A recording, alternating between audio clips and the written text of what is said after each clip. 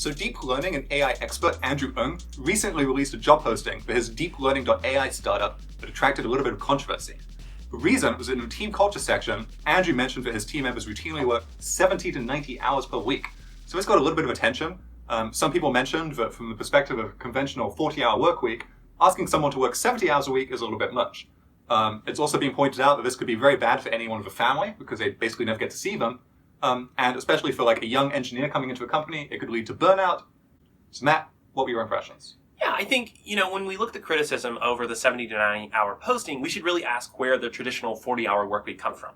And the history of the 40-hour workweek comes from Henry Ford, who all the way back in the early 20th century decided that he was going to pay his workers a little bit more and have them work a 8-hour day instead of the standard 9-hour day of the time. He was heavily criticized by his contemporaries, but turns out that he actually had more output and the entire industry quickly fell into line. And I think that is something we stuck with throughout time.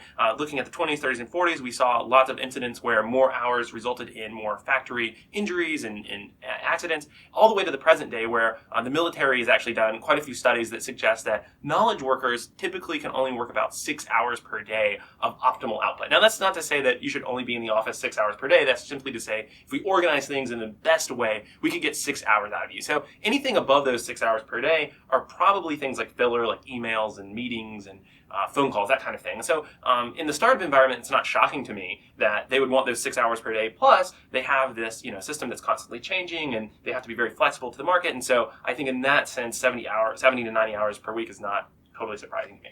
Definitely. You mentioned that kind of Henry Ford had a little bit of difficulty enacting his change early on. And I think there is a lot of inertia when it comes to trying to change things like the work week. One area where I think you see this is actually in schooling when it comes to high school start times. There's a lot of good evidence out there that high schools in America start way too early in the morning. A lot of them start around like 7:15, 7:30, which for moody teenagers really is not the best time to be up and working. And so there's evidence that if you push back the high school start time a little bit, you get a lot of beneficial outcomes in terms of high schools being less likely to get into car crashes on the way to work. They're going to learn more at school, and this will kind of raise their future earnings. But because there's so much inertia around making a big change like that, most high schools haven't. But in tech, at least, there have been some efforts to kind of change the 40-hour work week. Some companies have kind of instituted a work when you want type system, which I think especially is appealing for remote workers. But it also kind of puts a little bit of pressure on the employee in that when you don't have those limits, you don't necessarily know like when you can stop working and be okay. It's kind of the same thing as giving someone unlimited vacation. It sounds great on paper, but everyone knows that you can't just take unlimited vacation or you're probably going to get fired. So there has to be a limit somewhere, and sometimes it's nice for a company to actually define that in some way. For me personally, I would really like to move to kind of a longer hours per day, but fewer days per week type system. Maybe 12 hours a day, only working 3 to 4 days per week. Just because I think when you're working with something like code, which kind of takes a little bit of ramp up time, it helps to kind of have that longer day where you can work without interruptions versus kind of starting over all the time. Yeah, absolutely. I think one thing we should consider here is this is a startup, and a startup is the riskiest investment you can make. It is riskier than buying a single stock versus an index fund. It is riskier than buying, a house, which puts lots of your equity in one single place.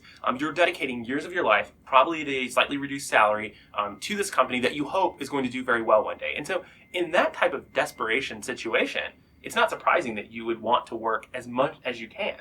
And then, I think at the end of the day, the only difference between Andrew and a lot of other startups in Silicon Valley is that he has been very honest that he expects this level of work. The reality is that a lot of them do. They're just afraid to come out and say it. And I think the reality is for people who go start work at those companies, they might find it doesn't exactly work out when their expectations don't meet reality. So I'm at least proud of him for coming out and saying what he expects. Yeah, I think he should be applauded for his honesty, and I think the most likely outcome of all of this is that maybe he'll just change his job posting on his team's culture. In any case, though, I hope that by watching this segment, you feel like you've contributed to your 6 hours of solid work per day. Thank you very much for watching, and we'll see you next time.